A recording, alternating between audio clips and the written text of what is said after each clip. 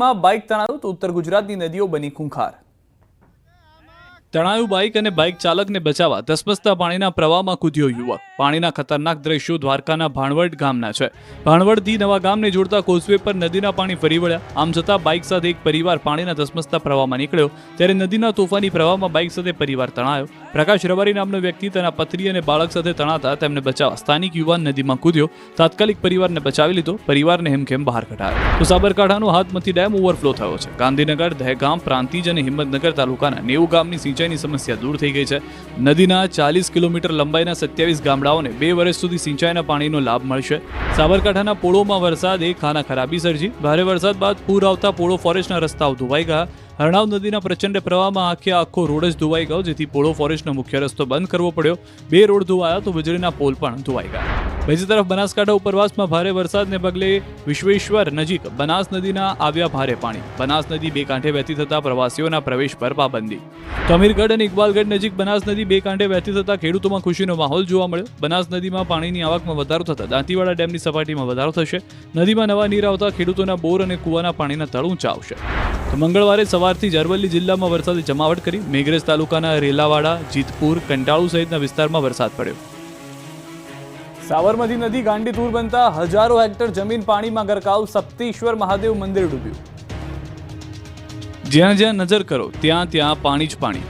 ઉપરવાસમાં વરસાદે જળબંબાકારની સ્થિતિ સર્જ્યા બાદ સાબરમતી નદીએ ખુખાર રૂપ ધારણ કર્યું। આકાશમાંથી એવું હેત વરસ્યું કે સાબરમતી નદી ફૂફાડા મારવા લાગી। નદીમાં ઉપરવાસમાંથી 1 લાખ ક્યુસેકથી પણ વધુ પાણી છોડવામાં આવતા નદીએ રૌદ્ર સ્વરૂપ ધારણ કર્યું। નદીનો પ્રચંડ પ્રવાહ કોઈ દરિયાના તોફાની મોજાથી ઓછો ન હતો। જાણે નદી તોફાને ચડી હોય તેમ ખળખળ વહેતી નજરે પડી રહી છે। હજારો હેક્ટર જમીનમાં નદીનું પાણી ઘૂસી ગયું। નદી 2 કાંઠે વહેતા કેટલાક નીચાણવાળા વિસ્તારોમાં પાણી ભરાઈ ગયા।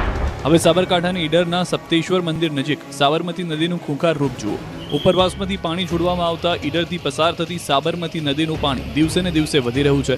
ઈડરના પ્રસિદ્ધ યાત્રાધામ સપ્તેશ્વર મહાદેવ મંદિરને પાણી અભિષેક કરતા હોય તેવો નજારો જોવા મળ્યો। નદીનું જળસ્તર એવું વધ્યું કે 2 દિવસમાં તો પાણી મંદિરની ઉપર પહોંચી ગયું। મંદિરની ફરતે પાણી ફરી વળ્યું। મંદિરના પગથિયા પણ પાણીમાં ડૂબી ગયા। સપ્તેશ્વર મંદિર વિસ્તારમાં પણ પાણી ભરાયા, જેથી ભક્તો અને પ્રવાસીઓને નદી કાંઠાથી દૂર રહેવા અપીલ કરાઈ। હવે બનાસકાંઠાની બનાસ નદીના હાલ પણ જોઈ લો। ઉપરવાસમાં ભારે વરસાદના પગલે બનાસ નદી 2 કાંઠે વહેતી થઈ। અમીરગઢ અને ઇકબાલગઢ નજીક બનાસ નદીનું રૌદ્ર સ્વરૂપ જોવા મળ્યું। પહેલીવાર બનાસ નદીમાં પૂર આવતા કાંઠા વિસ્તારના ખેડૂતોમાં ખુશી જોવા મળી। બનાસ નદીમાં પાણીની આવકમાં વધારો થતા દાંતીવાડા ડેમની સપાટીમાં વધારો થશે। નદીમાં નવા નીર આવતા ખેડૂતોમાં બોર અને કૂવાના પાણીના તળ ઊંચા આવશે। બીજી તરફ મોડાસા પંથકના ઉપરવાસમાં વરસાદને પગલે માજમ ડેમમાં પાણીની પુષ્કળ આવક થઈ, જેના પગલે ડેમના 3 દરવાજા ખોલાયા। ડેમમાંથી 3000 ક્યુસેક પાણી છોડાયું। માજમ નદીમાં પાણી છોડાતા વોલવા, સબલપુર, ગરુડી, બાજકોટ સહિત 13 ગામોને એલર્ટ કરાયા। આ તરફ રંગોના રંગમાં રંગાયા કડાણા ડેમ। ઉપરવાસમાં ભારે વરસાદના પગલે કડાણા ડેમમાં પાણીની આવક વધતા મહીસાગરના કડાણા ડેમના દરવાજા ખોલવામાં આવ્યા।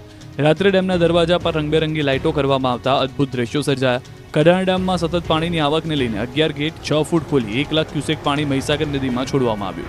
પાછળ જમજીર ધોધનું ખુખાર પાણી અને આગળ રીલ્સ માટે ઘેલી 3 પાપાની પરીઓ જીવના જોખમે રીલ્સ બનાવી રહી છે। જમજીર ધોધ પર પ્રવેશબંધી હોવા છતાં હુકમનો ઉલાળ્યો કરીને અમદાવાદની ઇન્ફ્લુએન્સર પૂજા પ્રજાપતિ સહિત 3 યુવતીઓ ધોધ નજીક પહોંચી ગઈ।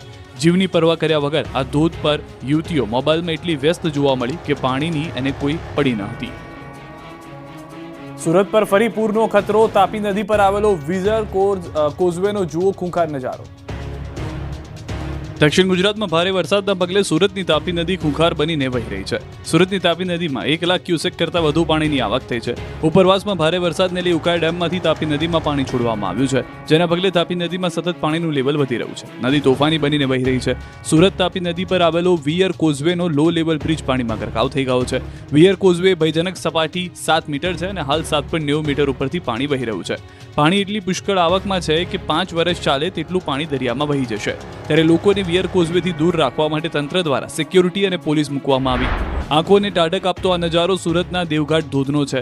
અહીં 1 અઠવાડિયાથી સતત મેઘમહેર થતા ઉમરગામ તાલુકામાં આવેલો દેવઘાટ ધોધ સક્રિય થયો। ઉપરવાસમાંથી પાણીની સતત આવકના પગલે ધોધ ખૂંખાર બનીને વહી રહ્યું છે। વરસાદે અહીં એવી જમાવટ કરી છે કે પ્રકૃતિ સોળે કળાએ ખીલી ઉઠી છે। ચારે તરફ પહાડોએ લીલી ચાદર ઉઠી છે અને વનરાજી વચ્ચેથી ધોધ ખળખળ વહી રહ્યો છે, જેને જોવા માટે મોટી સંખ્યામાં સહેલાણીઓ ઉમટી પડ્યા છે। માત્ર 3 દિવસમાં બીજી વાર સાબરમતી નદીના પાણી રિવરફ્રન્ટ વોકવે પર ફરી વળ્યા। અનેક સાપનું કરાયું રેસ્ક્યુ। માત્ર 3 દિવસમાં જ ફરી એકવાર અમદાવાદનો રિવરફ્રન્ટ વોકવે પર સાબરમતી નદીના પાણી ફરી વળ્યા. રવિવાર જેવા દ્રશ્યો મંગળવારે પણ જોવા મળ્યા. ધરોઈ ડેમમાંથી પાણી છોડાતા સાબરમતી ફરી એકવાર રૌદ્ર સ્વરૂપે વહેતી લાગી. રાજસ્થાન અને ઉત્તર ગુજરાતના જિલ્લાઓમાં ભારે વરસાદને કારણે આ વિસ્તારની નદીઓમાં ઘોડાપૂર આવ્યું. ઉપરવાસમાં થયેલી પાણીની આવકને કારણે ધરોઈ ડેમમાંથી સાબરમતી નદીમાં પાણી છોડવામાં આવ્યું છે, જેથી અમદાવાદમાં સાબરમતી નદી બે કાંઠે વહેતી થઈ છે. માત્ર 3 દિવસમાં બીજી વાર અમદાવાદની આન બાન અને શાન સાબરમતી રિવરફ્રન્ટ વોકવે પાણીમાં ડૂબી ગયો. સાબરમતી રિવરફ્રન્ટના વોકવે અને લોઅર પ્રોમિનાડ પર પાણી ફરી વળ્યા. નારાયણ ઘાટની અંદર પાણી આવ્યું. માત્ર પાણી જ ન ફરી વળ્યું, પાણીની સાથે સાથે સાપ, અજગર સહિતના પ્રાણીઓ વોકવે પર તણાઈને આવી ચડ્યા. વોકવે પર દરિયાની જેમ જ મોજા ઉછળતા રિવરફ્રન્ટ પરનો વોકવે બંધ કરવામાં આવ્યો. સપાટીમાં વધારો થતા પોલીસનો બંદોબસ્ત ગોઠવી દેવાયો. સુભાષ બ્રિજ પાસે વોકવે પર પાણી ઘૂસી ગયા. પાણીને જોવા માટે લોકો ઉમટી પડ્યા, તો સાપ સહિતના જનાવરોને પકડવા માટે ફોરેસ્ટ વિભાગના વોલેન્ટિયર રિવરફ્રન્ટ પર પહોંચ્યા હતા, જેમાં સાપ દેખાય એટલે તુરંત તેને રેસ્ક્યુ કરવામાં આવતું. બીજી તરફ હાલ સાબરમતી નદીમાંથી પાણી ઓછું કરવા માટે વાસણા બેરેજના 27 ગેટ ખોલી પાણી છોડવામાં આવી રહ્યું છે. 94,000 ક્યુસેક પાણી છોડાઈ રહ્યું છે, જેના પગલે શહેરના 5 ગામ અને ધોળકાના 7 ગામને એલર્ટ કરાયા છે. આ તરફ મધ્ય ગુજરાત અને સૌરાષ્ટ્રના જળાશયોમાં આવ્યા છે નવા નીર. પોરબંદર પંથક અને આસપાસના વિસ્તારમાં વરસાદના પગલે અનેક ડેમો છલોછલ થઈ ગયા છે. ત્યારે ફોદાળા ડેમ બાદ ખંભાળા ડેમ પણ ઓવરફ્લો થયો. પોરબંદરનો મુખ્ય ડેમના એક એવા ખંભાળ ડેમ ઓવરફ્લો થતા જિલ્લાવાસીઓમાં ખુશીનો માહોલ જોવા મળી રહ્યો છે. આ તરફ ગોંડલનું રાજવી કાળનું વેરી તળાવ ઓવરફ્લો થવાની તૈયારીમાં છે. ઓટોમેટિક 75 પાટિયા ધરાવતું વેરી તળાવ હાલ ઓવરફ્લો થવાથી સપાટીથી માત્ર 3 ઇંચ જ બાકી છે. વેરી તળાવના ઉપરવાસમાં કોટડા સાંગાણી પંથક તેમજ શેમડા, પાંચિયાવદર સહિતના ગામોમાં વરસાદ પડતા તળાવમાં વિપુલ પ્રમાણમાં પાણીની આવક નોંધાઈ. તંત્ર દ્વારા ગોંડલ, કંટોલિયા, વોરા, કોટડા સહિતના ગામોના લોકોને નદીના પટમાં અવરજવર નહીં કરવાની સૂચના અપાઈ. પ્રથમ વખત વેરી તળાવ ઓવરફ્લો થવાની તૈયારીને લઈને લોકોમાં ફેલાઈ છે આનંદની લાગણી. આ બાજુ ઉપલેટાના ગઢાળા ગામને કોઝવે ધોવાઈ ગયો છે. ઉપલેટા પાસે આવેલ મોજ નદી પરનો ડેમ ઓવરફ્લો થયો, જેના કારણે કોઝવે ધોવાયો. કોઝવે ધોવાતા 10 ગામના લોકોને 10 થી 12 કિલોમીટર ફરીને જવું પડે છે. આ તરફ જાલોદ તાલુકાનો માછણનાળ જળાશય ઓવરફ્લો થયો. માછણનાળા જળાશય ખાતે 24 કલાકમાં 10.63% પાણીની આવક થઈ. માછણનાળા જળાશય ખાતે ગતરોજ 90.63% પાણીનો સંગ્રહ થયો હતો અને આજે 100% પાણીનો સંગ્રહ થતાં ડેમ ઓવરફ્લો થયો, જેથી જાલોદ તાલુકાની સિંચાઈની સમસ્યા હળવી થશે. તો ડેમ ઓવરફ્લો થતાં નીચાણવાળા 7 ગામોને એલર્ટ કરાયા છે. ખેડાના જિલ્લામાંથી પસાર થતી